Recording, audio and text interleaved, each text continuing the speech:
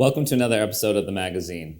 Today we're here with a person that is a big fixture in the town of Fairhaven, and we all know him and we all love him. Jevon Malcome. Welcome, Jevon. Hello. We're here at Mac's Soda Bar, and we're going to find out about Mac's today. So can you tell us the origin of Mac's and how Mac's started? Well, June 21st in 1946, the Malcome family used to live across the street.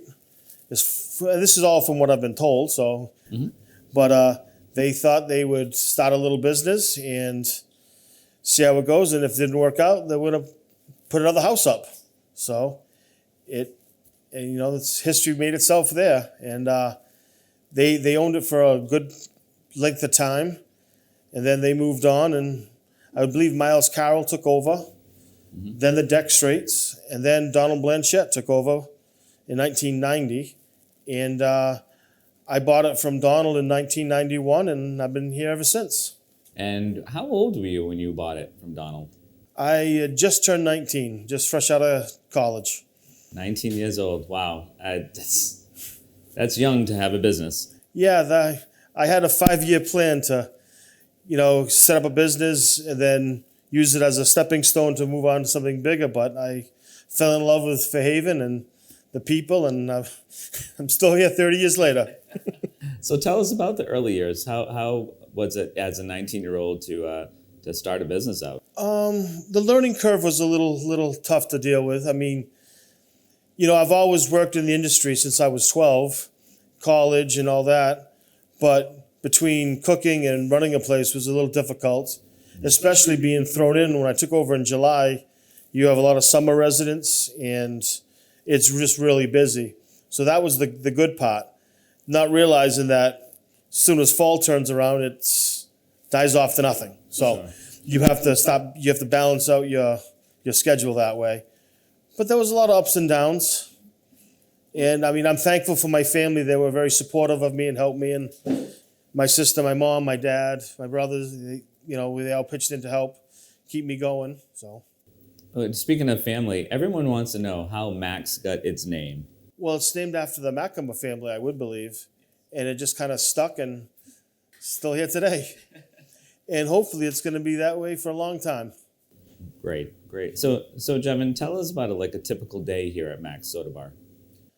A typical day? It's, not different than any other restaurant. You come in, you get yourself set up. We have a lot of regulars that eat here sometimes 2 and 3 times a day. It's like a big family. You can't pick and choose your customers. There's good ones and bad ones, but we try to accommodate everybody. So we've all dealt with the pandemic these past few years. How did COVID affect your business? We took about a 70% loss for the year, which is, devastating. And a lot of our customers are older, so they're afraid to come out. So they're just starting to come back now. They feel a little more confident with the system. But our hours were cut down next to nothing. So it's been really hard for me. But, my daughter, I had a couple of friends. We worked together. We really didn't have a staff. We just did to-go orders. We started with holiday meals on all the holidays. And we got through it. And now we're starting back up again, and things have been okay. And you just recently did Easter meals with the Council on Aging. Yes, I did. We've been doing it this is our 3rd year now. So, and it's going well. It really is. So tell us about some of the specialties here. I know I love Mac's. My whole family does. We always get catering from Mac's. So tell us about some of the... Oyster and cheese bread. Yes.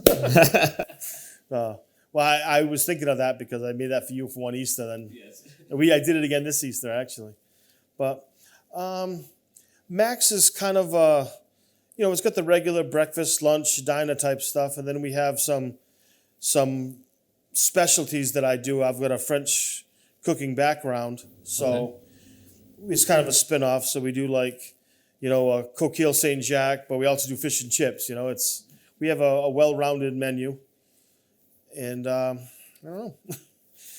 So what can people come when they come here? What is a specialty that we can get at Mac's? Oh, It all depends on what you like. We try to do everything, the best we can. And especially with the price increases and delivery charges. And we still, I think, we put out the best, highest quality product for the lowest possible price still. But, we do a lot of nice home-cooked meals, pot roast, stuffed chicken dinners. Corned beef and cabbage is one of our all-time specialties, and roast turkey dinner. But then we have the basic fish and chips, scallops, seafood platters, kale soup, casserole. We are all over the place. And you do multiple things. Not only do you have the restaurant here, but you also do catering. Yeah, catering has been a big part of our business here. I mean, we average about 5 parties a week. That's before COVID. That was completely zero because there was no social gatherings. We still did a couple here and there, but I mean, that was just for like small groups, 10 to 20 rather than 50 to 200. But, and that's starting to come back quite a bit too. I mean, we've been booking parties right now up until October, so. That's great. That's great. I know you do a lot of catering for us, so we really appreciate it. We appreciate the business. And the food is always delicious. Well, thank you very much. And Lisa works very hard too, so got to give a little plug in for Lisa. Well, I mean, I'm thankful to have my wife because she's versatile in waiting tables and helped me do the books now. My father's in his 90s, so he's not the math teacher he used to be in Fairhaven, you know what I'm saying? But he still watches over things. But Lisa's been helping out with that aspect, and she does all the catering. So, I mean, I'm thankful to have her. And your whole family is involved, really? That switched. My daughter's off in art school now, and my other daughter's taking some time off to find herself, I guess. Sure. And my other one started in computer tech field, so it's just me and my wife left, basically. But they still help out on holidays and when we need them, if they're around. But yeah, it's not the family affair it used to be, but it's... Well, they have to go to college. They have to grow. Right, they have to find their own path. I mean, they can't live my dream. So what is the future for Max? Well, the future of Max is as long as I'm healthy. I've had some scares this year, but I mean, whoever my successor will be, it's going to stay Max and stay the same quality. And if I have to hold the property to oversee that, I will. But no more 100-hour work weeks for me, I can tell you that. I don't know how you do it. You're always here. You're always working. You're always cooking. It's a passion. You have to love what you do. It's not considered work if you get up and you create every day. I mean, friendships. I mean, they look forward to me. I mean, that's part of a lot of the people's communication is meeting here. So it's like we're all one big family. Well, you definitely are a fixture in the town of Fairhaven, and we are blessed to have Max Soda Bar here in town. Well, I really appreciate that, Charlie. Thank you. And we wish you the best of luck. And if there's anything else you want to say when a person leaves Max Soda Bar, what do you want them to feel? Well, I want to feel like they've just left home, so they know they can walk back to the kitchen and make themselves at home. I mean, have the feeling that they just left their house, basically. That's great. Well, thank you, Jevon, and thank you for all you bring to the town of Fairhaven. Thank you, Charlie, for having me. Thank you. Back in 2020, we did a story on Fairhaven Frets. And so we're here because there's been a lot of changes, and we're welcoming Bryon Knight to the show. Welcome, Bryon. Oh, thank you. Thank you for coming. So refresh our memory. Fairhaven Frets, where does that name come from? Well, the name refers to the fret on a guitar, which is the little metal part that shortens the string to make the pitch higher. And I am so original that I had a shop called Little Rock Frets in Little Rock, Arkansas. Okay. When I came to Fairhaven, I just duplicated. That's how original I am on that. Well, it's a great name. Thank you. So, lots of changes. Lots of changes. Yep, we made it through the pandemic. I think I spoke with you right after that, right after the pandemic had opened back up a little, the quarantine had opened back up. Right. And I had lots of help, made it through all that with the love and support of a lot of the musical community and just the community in general. But I have to expand on that. If it weren't for the musical community coming together to help me, I decided to expand because I only have 1.5 people in my shop because we're 25% capacity. I can only have 1.5 people in here, so it's me and 1/2 person. or me and a kid, you know. Maybe, when I decided that I'm going to have to open this up, I pulled out the credit card and said, okay, I'm going to invest in the place and invest in having a place for musicians to hang out and get to know one another and to play music and to enjoy themselves again after being locked up for so long. All of us were. But I didn't realize how much they would come out to help. It was really wonderful the way a lot of musicians and community came out to help me. So how did the community come out and help you? It was everything from helping me literally build, you know, the structure here. I expanded the shop by threefold. I added a lesson room. I was originally going to add more lesson rooms, but I added a lesson room. I added an elevated display, as we call it here. It's not a stage. It's not a stage. No, it's an elevated display. But it's a lot of fun, is what it is. But musicians came out. Customers would come and go, "So what are you doing here?" I said, "Well, I want to make a little place here that looks like a front porch. You know, I'm from the South. I'm building something that looks like a front porch. Well, why? Because it's cool." So I had, you know, customers go, "Well, you know, I lay flooring for a living. You know, do you need any flooring? I've got, you know, a hodgepodge of stuff in my basement. I just want to clear it out. You can have it." Great. That's great. You know, I had the folks next door, the package store said, "Hey, we've got pallets we want to get rid of." Well, that's what I used for the base of the flooring, for the porch here. I had people, you know, "Hey, I'm tearing down a little shed in my backyard. Do you want the wood?" That's what's behind me here. And, you know, a spare window somebody had, a spare door, all these things, and they were throwing in with this, and I in turn am trying to give back to the musical community. Yeah. Well, it looks great. It does look like a front porch, and it's a great display area. We call it the pickin' porch. The pickin' porch. All right, I like that. So tell us about the lessons. So you said now you have lessons. I have lessons here. I have a young man. I say a young man. He's almost my age. He teaches guitar, bass, banjo, mandolin, and ukulele. Oh, wow. And piano. He doesn't teach violin, which is one of the few things he doesn't teach. But he's kind of a go-to guy on it. He's formally trained, he went to UMass Dartmouth, but their music program, I think, is associated with Berkeley. So he's really well trained, and this is all he's done for his life. You know, he's in his 40s and does a great job with us here. So all during the week, or all during the week. Right now, he's transitioning from another shop over in Fall River. He teaches there as well, which is no conflict whatsoever, because those guys are doing a great job over there, and have him are blessed to have him as a teacher as well. But he teaches here 3 days a week. Okay, great. I know you were doing a lot of repair back a few years ago. I know people were dropping things off because they couldn't come in the shop. So how has that expanded? Well, quite honestly, when I opened the shop, I was planning to have more 50-50 or a little more than that for retail and repair. I was going to have more retail than I did in my shop in Arkansas. Okay. But the pandemic kind of changed that for me, because retail dried up. The supply chain is completely broken still. We're just starting to get a few things in now. I have no new musical instruments on the wall right now. I have all used instruments, or pre-loved. So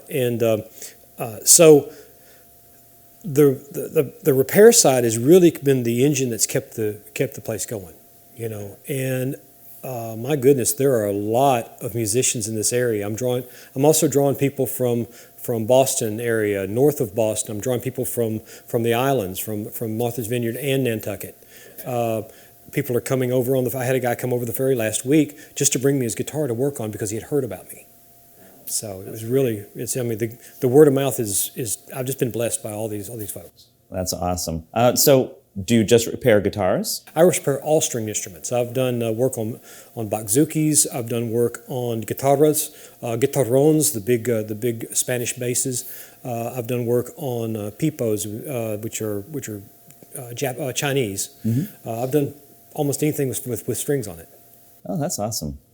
So, in the past interview, you had mentioned your passion for music. Describe that a little bit for us. Where does this passion come from? My passion for music really came from my family, from my father. My grandfather was a fiddle player, just at barn dances. My father and my aunt and my uncle had a trio that called the Wilkins Night Trio. I actually found their record online and bought it because I didn't have one. Mine had gotten broken in my move up here. Oh wow! So I found one online, and but that's where my love of music comes from. It's my father was they were kind of not really a hit, but one single kind of semi-hit. They were in the top 10 in the country charts, but that was it. And no more after that. That's amazing in itself. But yeah. And so you developed it further? I did. My father, when I was born, he quit music when I was born. When I was born, my mother swore him to not tell, not just not encourage me, but not push me into music. I told this story before. But in short, when I finally asked him to teach me, he was very excited about it. Mm-hmm. And so it was in your blood. It was in my blood, and he taught me my first 7 chords and taught me the minors and the sevenths, and I went on from there.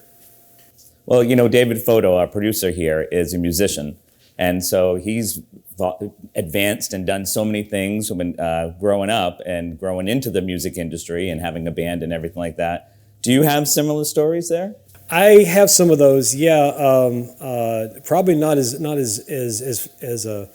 good as David's because he's quite the player and he has quite a nice some nice instruments.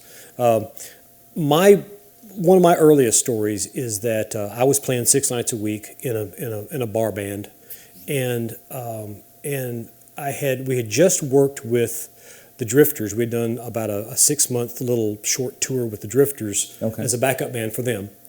We got back, and a few months later, I received a phone call saying, "Hey, I'm looking for Bryon Knight." I said, "Well, I'm Bryon Knight." And voice says, "Well, my name is Bobby Bland. I'm looking for a bass player. I hear you pretty good." I said, "Well, Mr. Bland," I had no idea who this man was. Right. I said, "Mr. Bland, I'm working 6 nights a week right now, and I've got a job, so I thank you very much." He said, No. My name is Bobby Blue Bland. I'm looking for a bass player to come up to Memphis here and do some music with me." And I'm like, "Well, Mr. Blue Bland, I've got a gig. Thanks, I appreciate it." Well, my dad had heard that conversation on the phone. I hung up, and he says, "Who was that?" I said, "Some guy says his name was Bobby Blue Bland." He says, "Do you know who that is?" I said, "No." He says, "Godfather of blues." He says, "Call him back." I said, "I have no number, nothing." So fast forward about 20 years, I'm working in a Barton Coliseum, which is a big rodeo coliseum there in Arkansas. And they had, during the state fair, they had this all-star band play. And none other than Bobby Blue Bland was one of the members of that band. Wow. Well, I was shooting video, I was doing some of this stuff, back in a previous life, and so I went backstage and I asked the stage manager, or asked his manager, I said, "Could I meet Mr. Bland? Because I'm a fan now." Yep. Now, and he says, "Sure." So he came up, and this older gentleman comes up, a really sweet guy. He says, "Yeah." He says, "I hear you did the video out front." He says, "Look great." I says, "Yes, sir, Mr. Bland." I said, "Matter of fact, you and I have talked before." He said, "Really? Was it at a concert?" I said, No, it was on the telephone. You had made a phone call to a kid in Pine Bluff, Arkansas. Yeah, a kid didn't know who I was. He still remembered. He remembered. And I said, "Well, that was me." He says, he just busted out laughing. He says, "Oh, you better off anyway." So many of my stories are about missed opportunity, but I wouldn't be where I am now, and being able to serve such a great musical community here, and doing exactly what I love to do. So, what do you have for the future plans for Fairhaven Frets? Future plans is to I don't know if I'm going to expand. I'm looking at my options. I would like to see a musical community grow here in Fairhaven, and I'm doing everything I can to help support that. We'll see what the future holds there. But I'm here for anybody who needs work done on instruments. If you need accessories, strings, even Fairhaven High School and Middle School, they know about me now a little bit. So, okay, great. I keep clarinet and saxophone reeds in stock, and valve oil and lyres and that kind of thing that you need for marching band. I kind of keep that in stock as well, trying to make sure that I'm not just a stringed instrument place. I'm trying to support all of the musicians here. That's great. And what are your hours of operation? Hours of operation are 9 to 5 Monday through Friday, and then 9 to 4 on Saturdays. I get out a little bit early. Okay. And to reach you?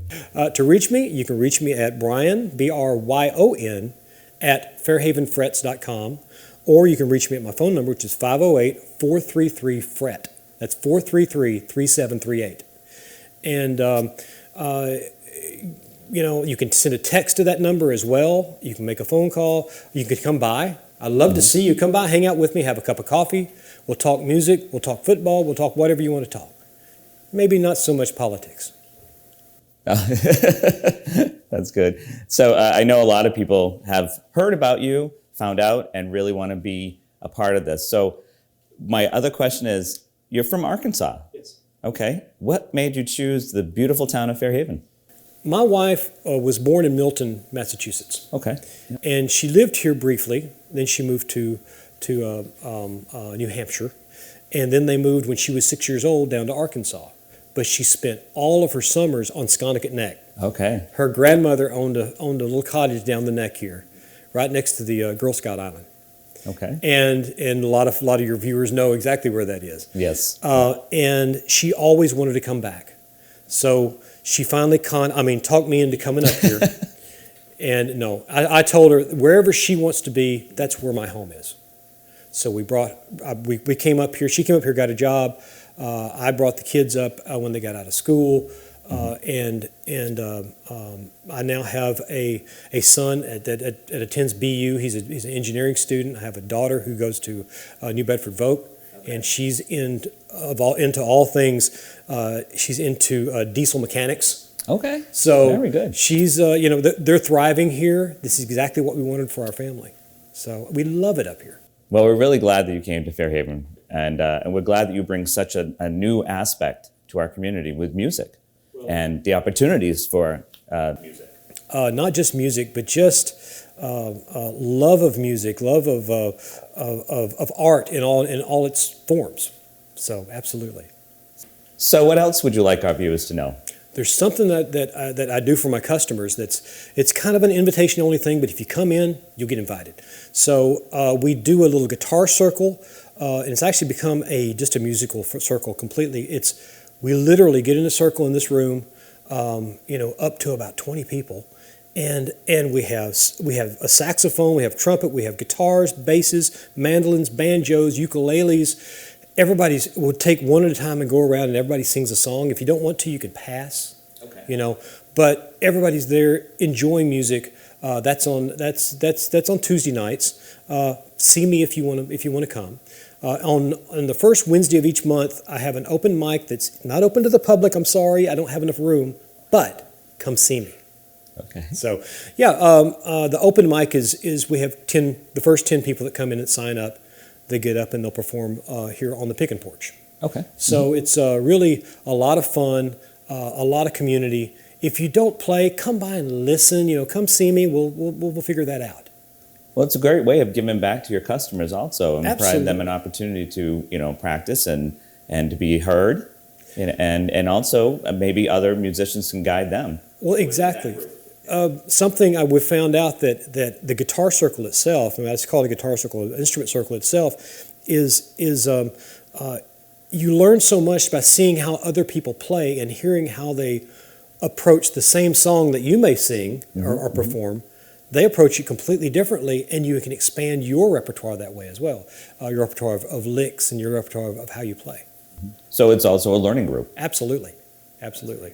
Well, Bryon, thank you so much for everything that you bring to Fairhaven, and for the talent that you have and for the talent that you're sharing with our community, because we really appreciate that. And we love having this opportunity that your customers can also have this opportunity. So like you said, come on by and see Bryon. You'd be glad you did. So I want to thank you, Bryon, for everything. And I wish you the best of luck with your expansion and Fairhaven Frets to become, one of the staples in our community.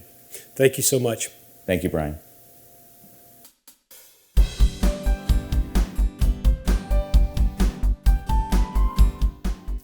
Gary Valario, class of '72, is heading to his 50-year reunion in Fairhaven by an unusual method and route.